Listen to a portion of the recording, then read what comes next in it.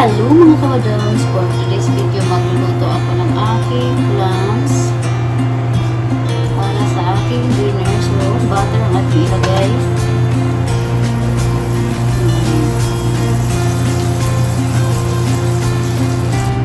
And then next na ilagay natin mga kamadams ay ginger. Meron akong powder tsaka onions na powder, garlic powder, onions powder. So, ito na ilagay natin. Ginger, then tomato after. Tomato, ito pang lasa, onions. Dagdagan ko po ang ating butter. Idagdag natin kasi medyo marami yung ating clams. Next, tomato. Ilagay ko pagkataliwa natin. So, halo-haloin natin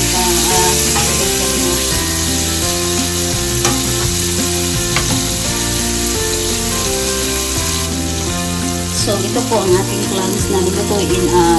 Ano na po siya, wala na po siyang takip kasi tinanggalan na siya po ng laman. Pero hindi naman siyang takip. Yan. Then, ito yung ilagay natin, mushroom. Yung halo siya black sa loob. Ayan, mushroom. Then, OG, ito mga ingredients natin. Maybe garlic powder. And onions powder and black pepper. And meron din tayong beef sarap. Lagyan nyo natin ito para masarap. At of course, hindi mawawala ang ating red chili, no? Lagyan rin natin, maluwain ko muna para natin ilagay na sa pan. So, ayan, nahiwa na natin ang ating red chili. So, ilagay na natin. Ilagay na natin siya.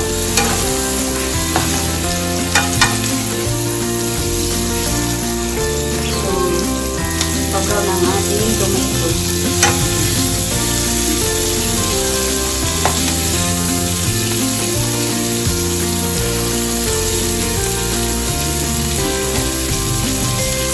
So, ngayon ay nag-brown ang ating ginilisang ginger at sili.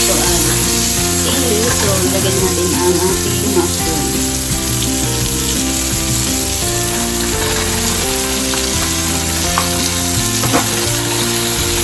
So, isa muna natin itong mushroom kasi ito yung black mushroom. Meron din naman white. Ito lang yung nasubukan ko naman ito. Pero nakain natin black mushroom, no? Meron din namang malalaki doon. Parang uhong dito. Halo-haloin na natin siya.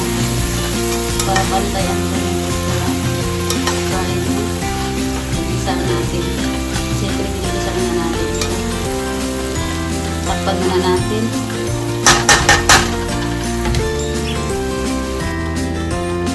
So, ngayon naman ay ilagay na natin ang ating clams. Ito yung tinatawag sa Philippines na tahong. Ilagay na natin.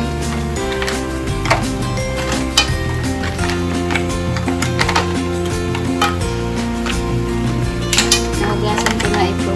Kahit malinis ko naman. Nahagasan ko ng gases. Hindi talaga maiwasan. Minsan may para siyang kinakain parang may buhangin, no?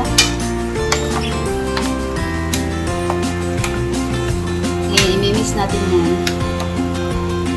So, ayan na, ilagay na natin ang clams. So, ngayon naman ay halo-haloin na natin.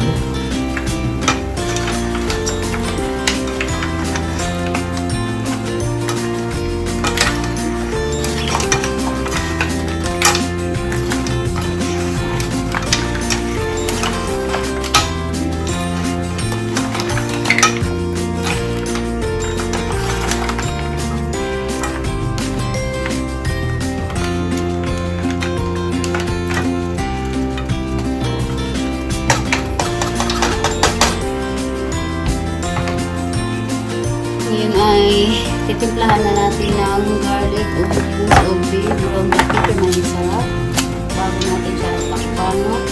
So, timpla natin ng garlic powder first. Kaya ito binibili namin mga kamadals kayo. Hindi ka na maghihiwa. Powder na siya. Tapos, onions. Ayan, onions. Onions powder. Tapos, lagyan mo ng old beef. Para talaga ito sa mga shrimp, chicken, prawns, mga seafoods. Para ma-color orange siya or color orange or red.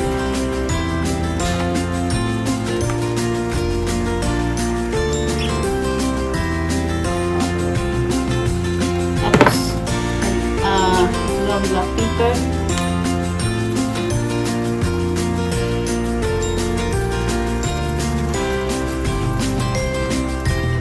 Then, konting magic sarap. Hindi natin iubos ang isang magic sarap mo. Kunti ang lagay natin. Hindi masama sa tao yung nauubusin ng magic sarap mo. Kunti natin sa bawal yun.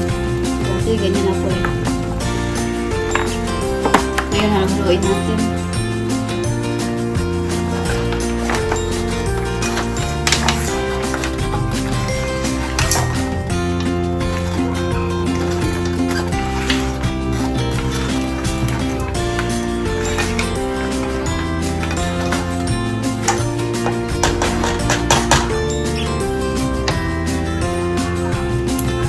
Dagdagan natin ng old beef para mag-color orange.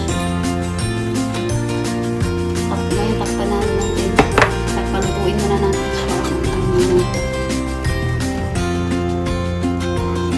Hindi ko na po siya sinasabawan dahil may sarili po siyang sabaw. Nalulutin po siya. Haluin lang natin. Mix lang natin.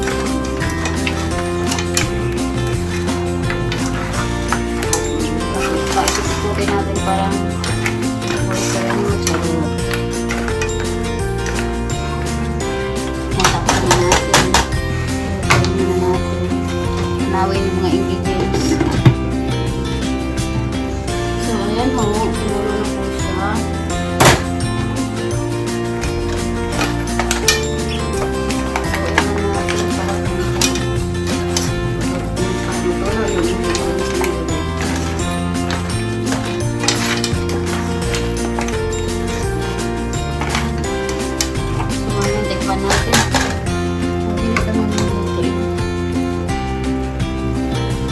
Natin.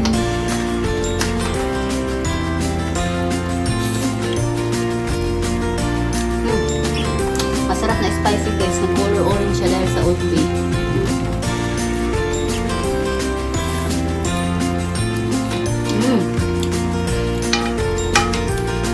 Pwede kasi tiplahan ng kunting salt. I have pink salt. So, ilagay na rin natin yung at mamaya. Ito, lagyan natin ng pink salt. So, ito yung asin dito, pink color. Meron din ang white. Hindi lang ngayon. That's it. Takpan. And then, ilagay na natin yung curry leaves.